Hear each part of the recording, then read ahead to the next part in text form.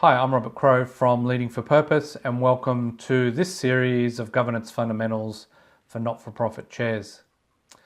Today I'm going to be talking again about some of the key processes as part of the essentials of NFP governance, but today I'm going to be specifically talking about impactful meetings.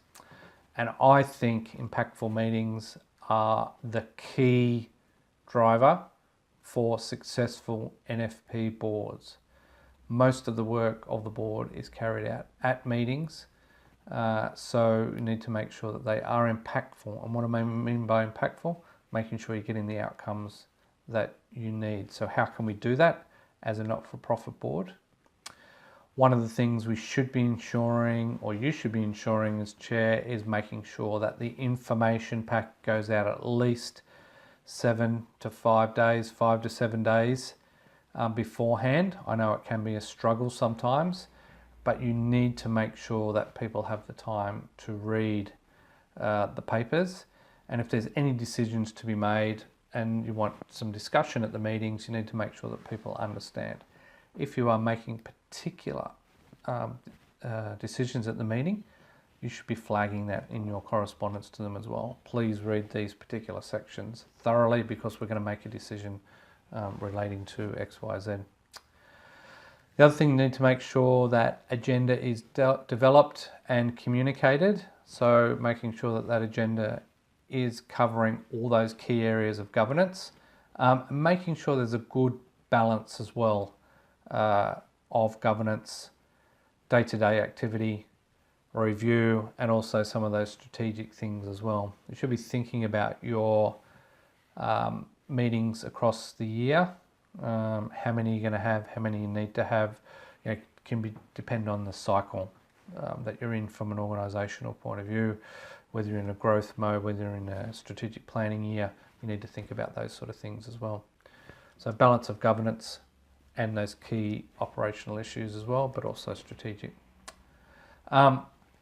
Making sure that the process of convening the actual meeting is carried out in a very clear and inclusive manner, making sure that everybody has the potential for input into the meeting itself, and making sure that there is that balance there between discussion, decision making, and information, passing on information as well.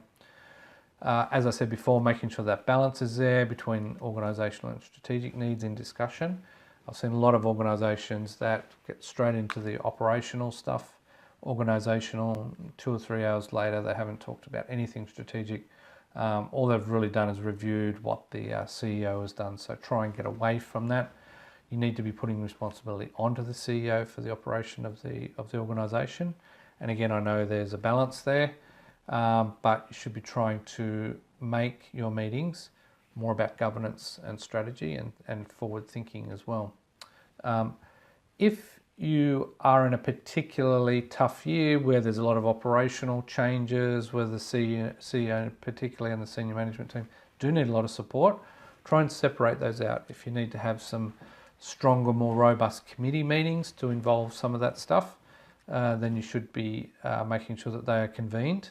But try hard not to get away from your governance and your strategic requirements. The other thing you should be striving as a chair is to make sure that those meetings are a safe forum for discussion, and making sure that all the members feel supported. I know this is not an easy task. It's one of the things that I've learnt over many years, being able to do that and run a safe meeting, but you need to make sure that people feel safe coming to it, that they can be listened to, that the group of people that they have there for their expertise feel like they can be heard, etc. from that point of view. Make sure there is this structure there for decision making. Remember your meetings about making decisions around governance and the organisation itself, and delegating down through the CEO. So make sure that there is a structure around your decision making, that it isn't just ad hoc, how you feel at the time, and that should be agreed as well. You should be thinking about that clear communication as well, making sure it's coming from the CEO to the chair, to the board, and that's the way it usually happens, and vice versa, and making sure that information is coming up. And as a chair, you'll probably be talking to the CEO. What are those key things that they feel the board needs to discuss? You'll also be, inquiring what are the key things that us as a board need to talk about as well, maybe in camera, around the operation of the organisation as well. So making sure that information is coming up and that the organisation, the CEO, feel comfortable about bringing that information up to the board as well. Making sure your minutes are timely and accurate. Send your minutes out as quickly as you can after the meeting and get people to comment.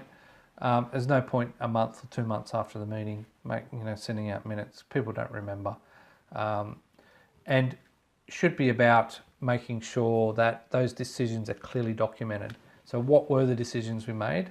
And really, the minutes should be focused on that. Shouldn't go into the minutiae of all discussion. I actually advise you to sort of move away from that. I have seen some minutes, that are 15 pages long, and you can't make sure that every little thing is documented. It makes it tough from that point of view. It's not what the minutes are about. It's about general discussion, what was discussed, and those decisions that have been made. You don't have a court stenographer there from that point of view. So there's some key things about running meetings. One of my key takeouts from this is making sure it is that safe environment that people feel that they can come and discuss, throw ideas around. There should be some sort of tension there, but it shouldn't be bad tension. It should be about putting ideas across and feeling safe about raising those sort of things as well. So I hope this has been helpful for you as an NFP board member or chair, and I look forward to seeing you again as part of our governance series.